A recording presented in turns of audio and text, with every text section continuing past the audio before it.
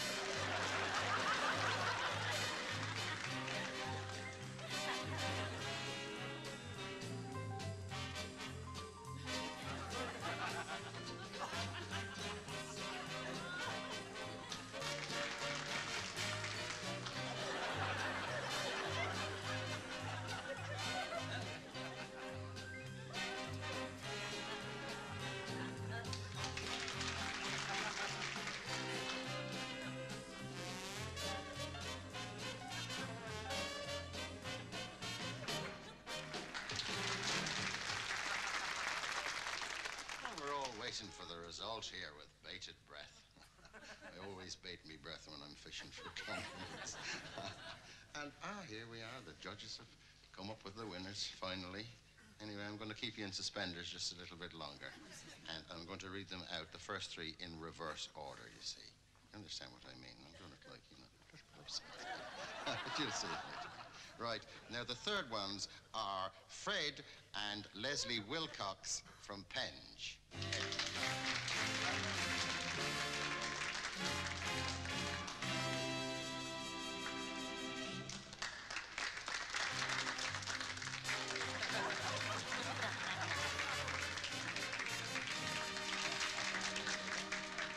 That's fine. And now, here at number 2, they're coming in with the twinkling toes, and it's Ted and Tina Tingle from Tootsie. There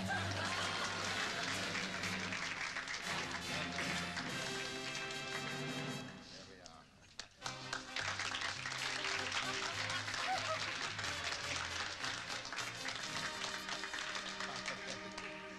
And now, it's the moment that you've all been waiting for. The winners of this all-winners competition, and here they are. It's Jean and John Thomas.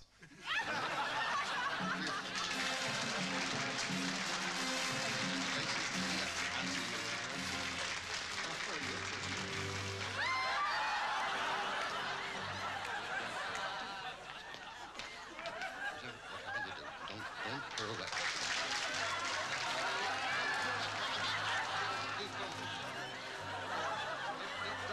Don't do that. And so, with Fred Bugle in the orchestra, playing us out with I'll Be Seeing You in all the various places, and the balloons cascading down, cascading down over this glamorous fair with the dancers or dancing and everything. I'll say good night to you from the Neil Loughlin Ballroom. Once again, we present Departure Lounge, where people who are leaving this country, sometimes for very personal reasons, sometimes for good, tell us why. Miss Andre Melly. There can't be many people viewing this evening who don't know the name Mervyn Cruddy. Pilloried in the press, shunned by society, he has been obliged to leave the country. But how is it that a man young, intelligent, good-looking and talented finds himself in this position? Well, it's a a bit sordid. That's all right, I understand. Well, you see, it all started for me about 5 years ago. I remember it quite well because it was the day after my 21st birthday party. And me and my friend Mark, who's a very kind, considerate and warm-hearted property developer, went for a stroll up in Soho. All we wanted was a breath of fresh air. I mean, it was all quite innocent. What time was this? 3 o'clock in the morning. We passed an establishment called the Sexy Erotica Playgirl Club. A blonde stood in the doorway with heavily massacred eyeballs. A low-cut blouse barely concealing her ample portions. Ample proportions. "Hello, sailor," she quipped. "Come inside. The place is full of fun-loving girls. Thinking only to have a cup of tea and perhaps a Manchester tart. And perhaps a quick 50 up on the dartboard." Me and my friend went inside, but inside it was like a den of inequality. It was like the Tower of Babel. It was like that film about Gomorrah and that other place. Sodom. Anyway, a lady walked towards me.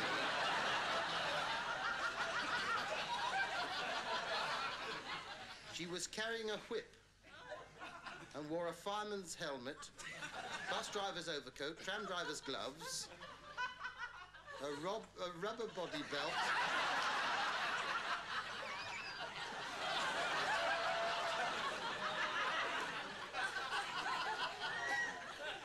and clogs. She asked me if I was interested in a special service. What did you say? I said I wasn't very religious. It was then that you met this musician, Sarah. Yes, she had arrived to take part in an all-night jam session, and I helped her unpack her cello. I sat there and watching her all night, absolutely enthralled. She played it side saddle. I thought it was very courageous, without spurs.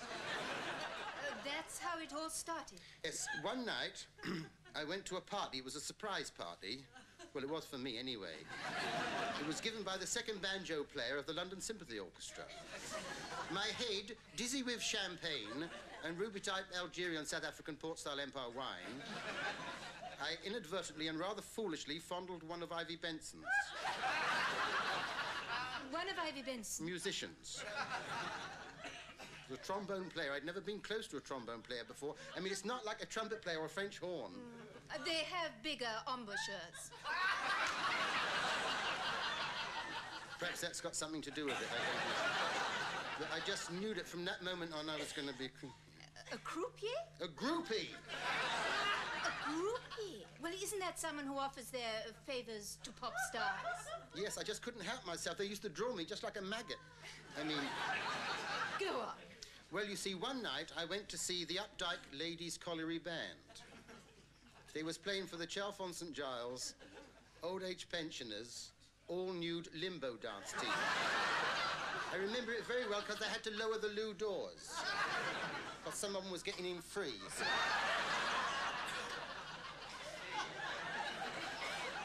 Anyway, there I was outside the stage door of the Broadbent Hall with my ballpoint in my hand when I was set upon by a gang of girls on motorbikes all wearing leather gear.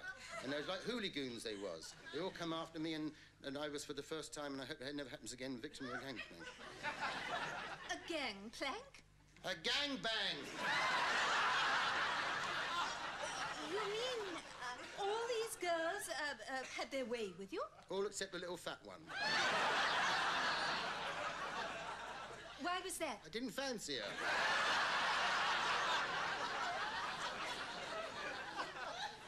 And after that, I come back to town. With your tail between your legs?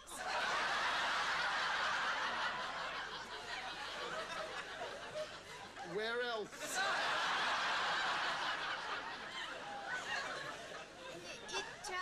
It was then that you became...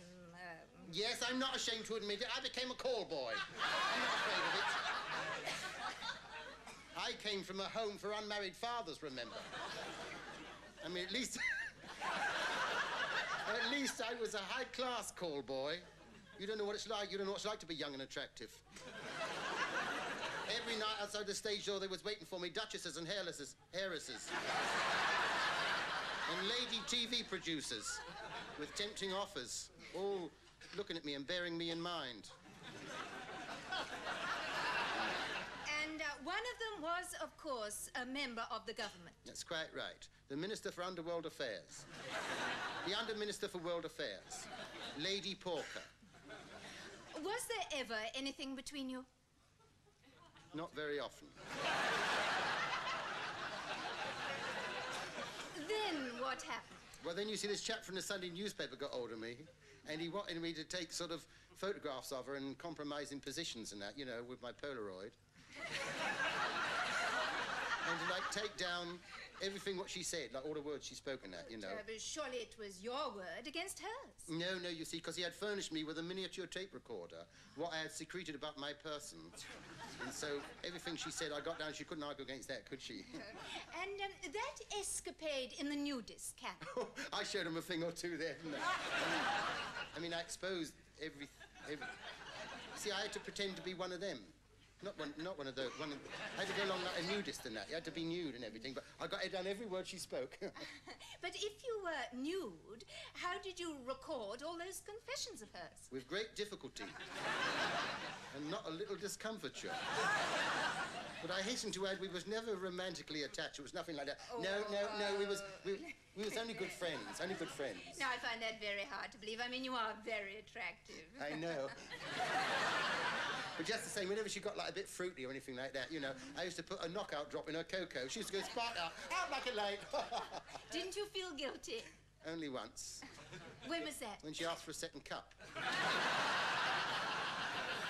And now with public opinion so very much against you, you are having to leave the country. That's quite right. I'm going to Spain.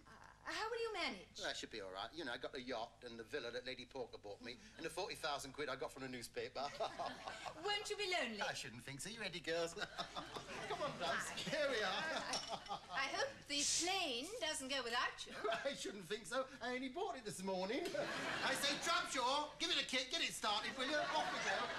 That sad story of a boy who went wrong, I must say good night and cycle back to town.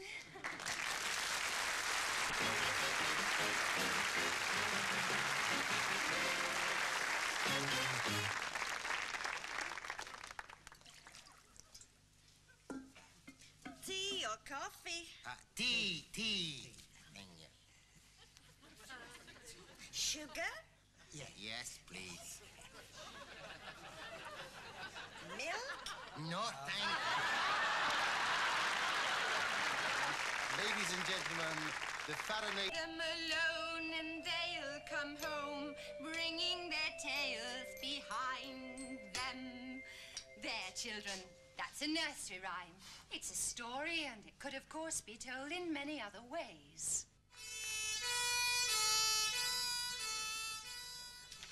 Good evening. Now, I want you, if you will, to cast your minds back to last February the 31st, when somewhere in this area here, several sheep were stolen.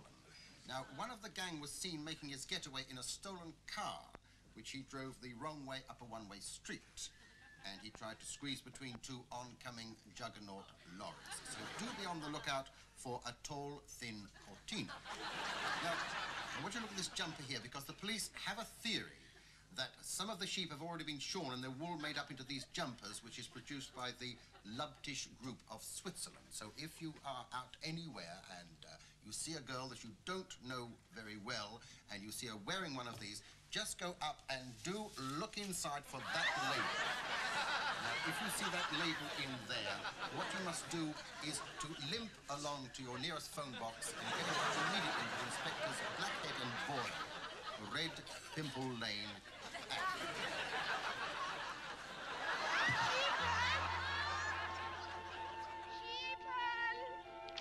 Where are du, sheepen? Kun je stond net te deuren? Die stemmen net te deuren. Kom maar in, hè. Dank u wel. Wie is du? Jan Boe Pepper. Du er Pepper? Ja, ik heb los in mijn schepen. Waar is de schepen, hè? Wie is for the sheep? Ja, we must looking for die Schiepen. Ja. Oh, guck mal. Beginnen reinen. Okay. Guck mal, beginnen reinen. Ooh. We can now looking for die Schiepen in the reinen. Ooh. What can we do in die reinen? Voll die Jurken. Ja, Jurken is good. Ja, it's good. Ja, it's good, Jurken. Oh.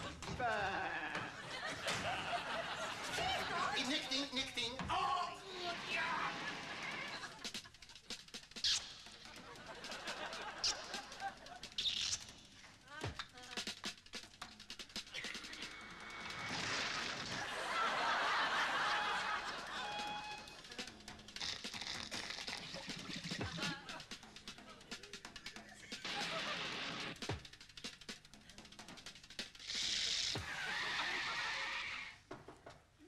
He is stopped at the door.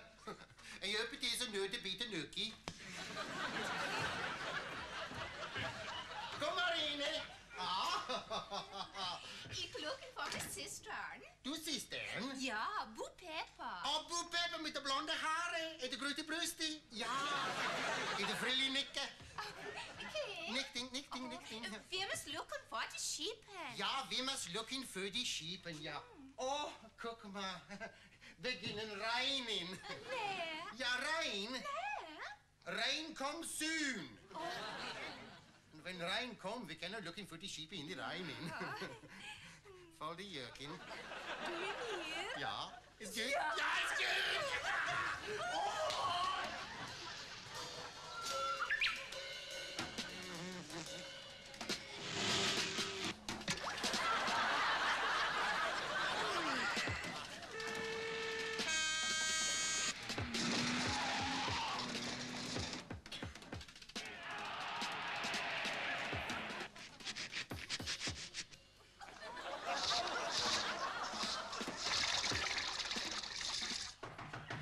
Knocking at the door, ja. Oh, meer pretty knockers. Kom maar in, hè. Why am I mother of Bo Peppen? Du bist die moeder af Bo Pepper, die sister. Ja, Ja. lost in die sheepen. Ja, los die sheepen, ja. We must looking for die sheepen. Ja, we must looking for die sheepen. Ja. Oh, beginnen reinen.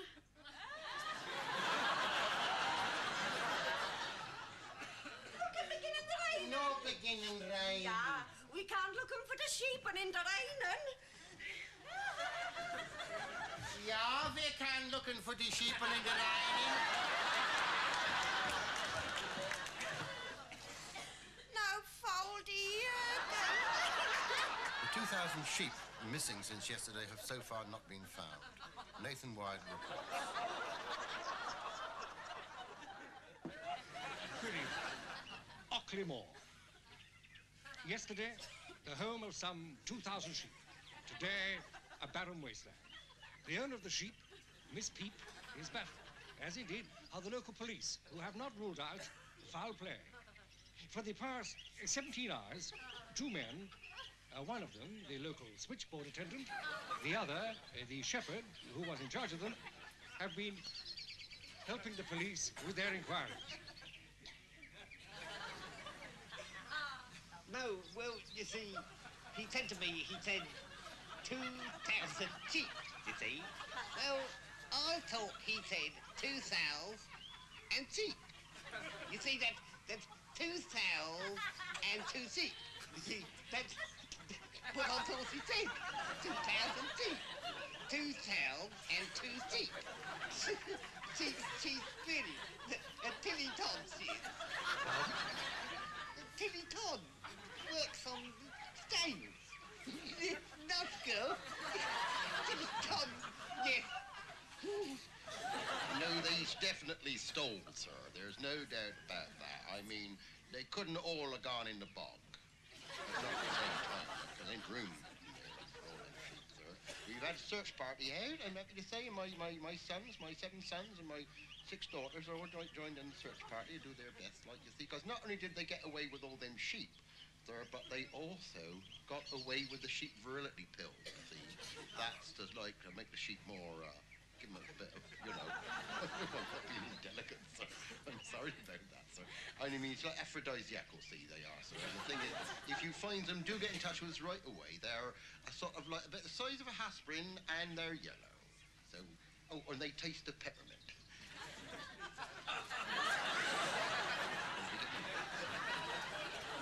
The second I found out them sheep was missing, I phoned up PC Potts. And where was he? Where he always is, out the back, sitting on his big back. Facing results. Either that or he's off with that barmaid. The one with the big... Because he reckons he's gonna... I said, you want to watch out? I said, you'll be putting her in the... And your old man will find out about that. You come along and cut off your... But I tell you something, I was walking across the meadow the other day, across back the meadow, and I suddenly had an urgent desire to have... So I goes along and I finds this ditch, and I stands there and I start... all over PC Spots. He looks up, he says... Stud, he says, I said, here, hold on. I said, I got a lady up here. He says, what do you think I got down here then? And that's why he's getting on about me and Peep Sheep. That's why. That's what that is all about. Here in the West Country, things move quickly these days. And already, the barren sheep land is being taken over by a herd of cows. Nathan Wide, News at 10, Wessex.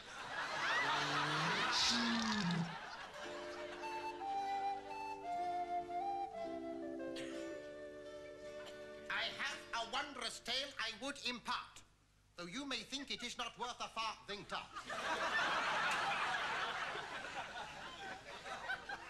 The name concerned in my tale is one Bo Peep, who one day was a-counting of her sheep, and by the counting of them did she fall asleep. Thus did they depart.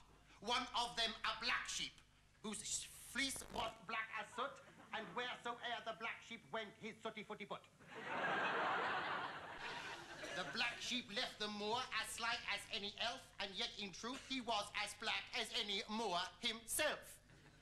One frivolous lamb, a reckless beast, who took to gambolling and thus was fleeced. A ram, a horned ram, who did his mistress's entreaty spurn and lost himself a trying to make a U-turn.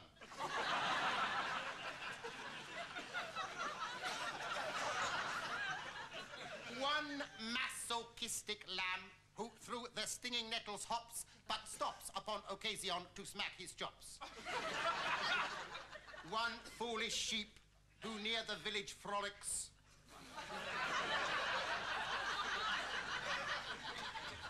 A shepherd caught him by the home for alcoholics. One queer sheep who, although sad, was gay, and when air approached would turn the other way.